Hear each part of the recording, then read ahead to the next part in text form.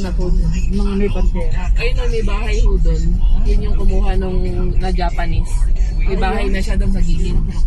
Sa Kubo. Ayun.